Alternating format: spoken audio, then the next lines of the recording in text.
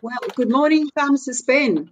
We're Good here morning. today. Good to see you. Yeah, yes, great. We're here on the topic of autism, Yes. which is increasing at an alarming rate around the world. And I just want to start out with a few statistics that I found. In the United States, we've now got 1 in 36 children, Canada 1 in 50, United Kingdom 1 in 57, and in Australia 1 in 25 children diagnosed with autism. Aha, Since the year, you said the key word there. yeah, And diagnosed. exactly.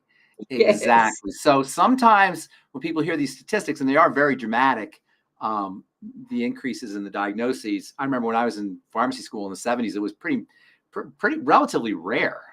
Now you're talking, it's like 1 per 100,000 or something like that.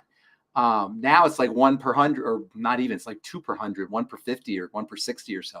So the increase in diagnosis is very important to recognize, not necessarily as an increase in autism, but an increase in diagnoses. Now, I'm not saying yay or nay, I don't know, but it could very well be that now that we know what autism is, it gets diagnosed much more often. Does that make sense? You follow me? Yes. So Yes. it could be a diagnostic issue. Nonetheless, the fact is human beings and children are way less healthy than they were in 1980, 40 years ago. 1980 was a mere 40 years ago, Michelle.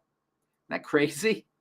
Yeah. Yeah. It's only 40 years ago, but the health statistics have tumbled so out of control in 40 years. It's almost like we're in a different world between obesity and cancer and heart disease and autism and digestive health issues, and the amount of people that are on prescription drugs and the amount of money that we're spending on the healthcare system. It's just crazy how it's tumbled out of control. And autism, like everything else like many of the other, well, pretty much everything that we call chronic and degenerative.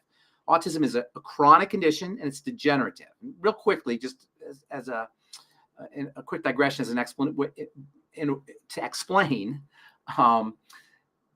you have chronic degenerative diseases, and then you have health issues. Health issues are things like you fall off your bike, or you get stung by a bee, or God forbid you chop off your finger, or something like that. These are health challenges, health issues, problems with the body, but they're not chronic and degenerative. The body heals itself. Chronic degenerative diseases represent a special class, a unique class of biochemical dysfunction where the body doesn't heal. That's not supposed to happen. The body is a regenerating system. Chronic degenerative disease is the opposite. Instead of regenerating, we're degenerating. That's not how the system is supposed to work.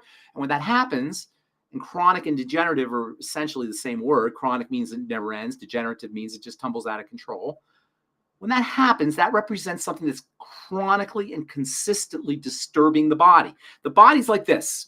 Do you ever see, just imagine a glass of water, right? You shake the glass of water, and it shakes, and then eventually settles.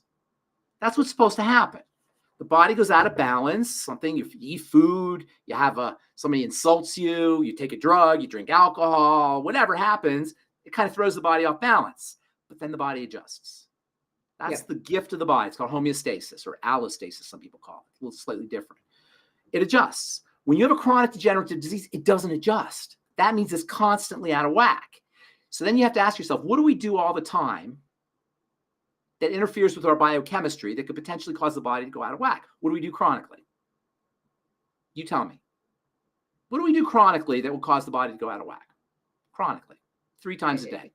Consuming inflammatory foods. Forget consuming inflammatory foods. Eating. Yeah. Eating. Okay. Eating. Putting in your mouth immediately throws this thing out of kilter. Now, the body, if you're healthy, will settle down. But that requires a certain amount of raw materials, nutrition. If you're just inputting energy, we've talked about this a lot, repetition is reinforcement. I don't have a problem saying it again, but if you put stuff into the body that provides energy, but not the raw materials to help the body straighten out, you're going to have this constant thing going on. And that's why food is so important, and digestion is so important. And it's the first point in the triangle, meaning all chronic health challenges have some aspect of digestive imbalance, some aspect of either leaky gut or dysbiosis or food intolerances, all of those things, usually everything together. And then on top of that, many of these factors, or some of these factors that disturb the blood, lectins they call them, are just these immune activating factors that are vegetables and fruits, have a similarity to insulin and blood sugar. So now you got a second point in the triangle of disease, not to mention that there's a relationship between digestive health and blood sugar health. And then you're off to the disease races. You got the digestive system disturbed, and you got the blood sugar system disturbed, dysglycemia. That's a recipe for metabolic disaster. You cannot not have a metabolic condition if you're dysglycemic and have dyspepsia or dysbiosis, disturbances at the level of the intestine or the digestive system. All health challenges. Now, a couple problems here. We are resistant to hearing about food as a culture. People don't want to hear it. They resist it.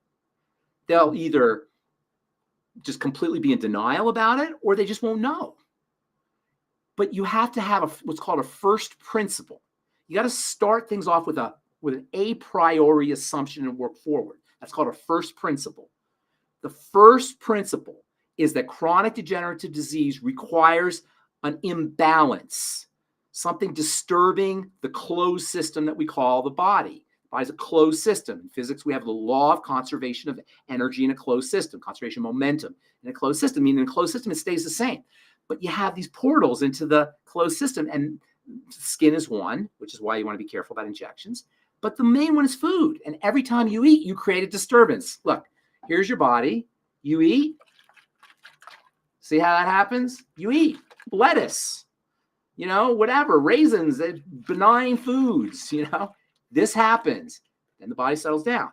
But that settling down presupposes there's going to be nutrients, the mighty 9 essential nutrients to allow the body to process the energy from the calories and the protein, fats, and carbohydrates.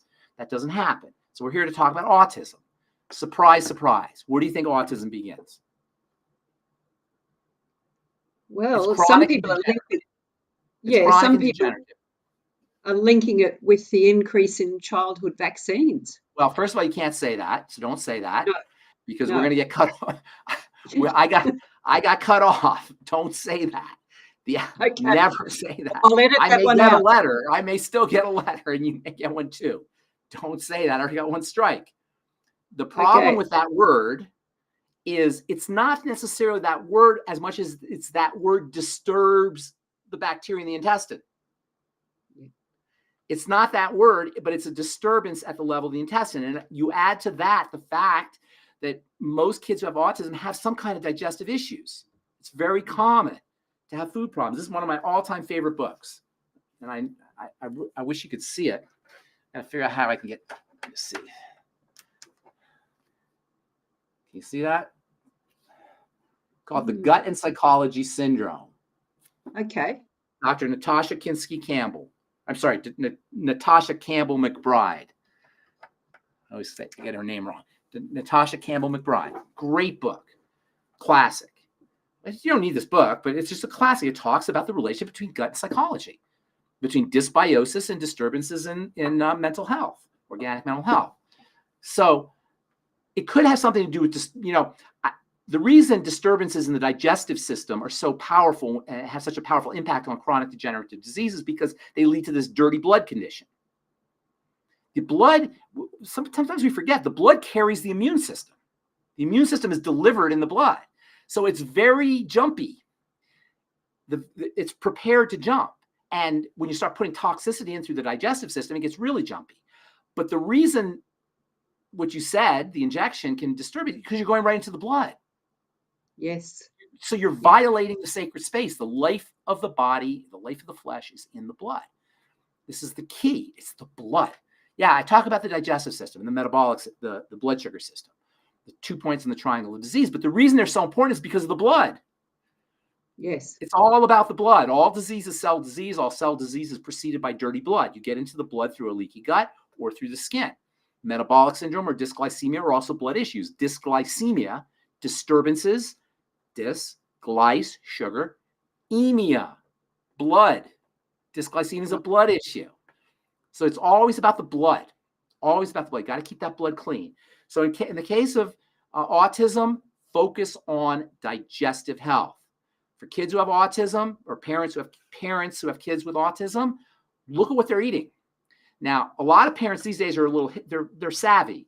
They're not going to feed their kids, when I was a kid, Little Debbie's and Hostesses and Twinkies and Pop-Tarts. And, there's still a lot of people eating that, but it's not quite as bad as when I was growing up. So there's a lot of parents now who recognize this digestive link to autism. And so they're paying attention.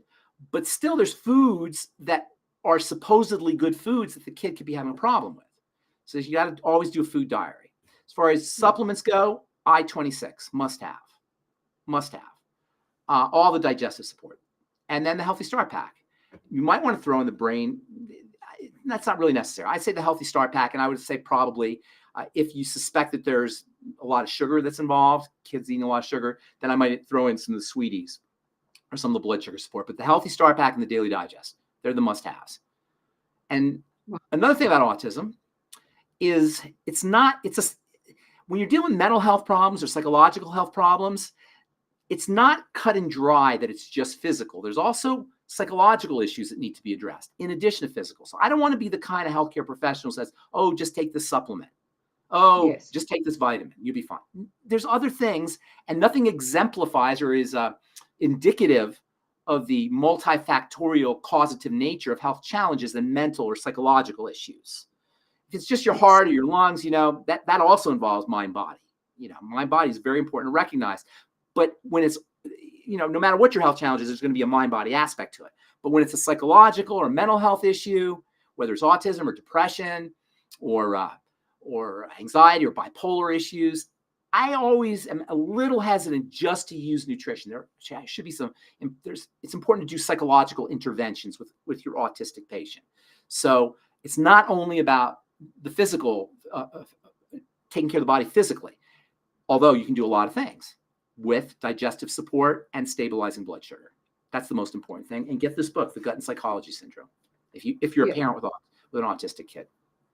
So just briefly, Ben, what kind of psychological support would you offer for kids with autism? Therapy. Autistic kids have an issue with autism. The word autism, and by the way, autism is spectrum. It's not just kids. There's a whole spectrum. They call it autism spectrum disorder now. And by the way, and now, if you have autism, it's kind of like you're not supposed to say autism. You're supposed to say you're neurodiverse. Oh. Have you heard that? You're neurodiverse. No, yes, it's neurodiverse.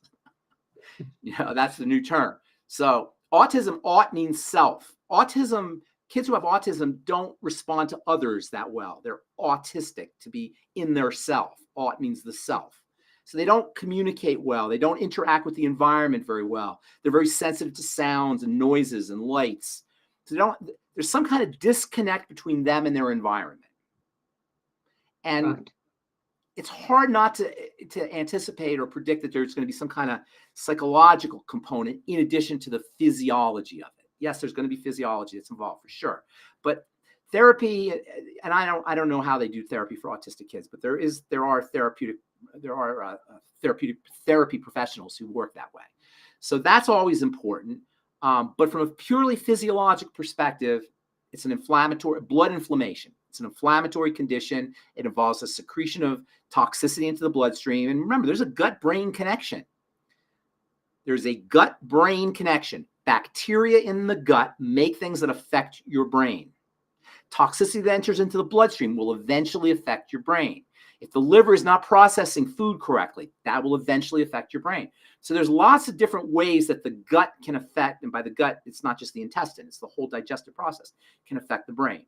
So surprise, surprise, first point, triangle of disease. Don't overthink. Yes. Focus on the first point. Okay? Yeah.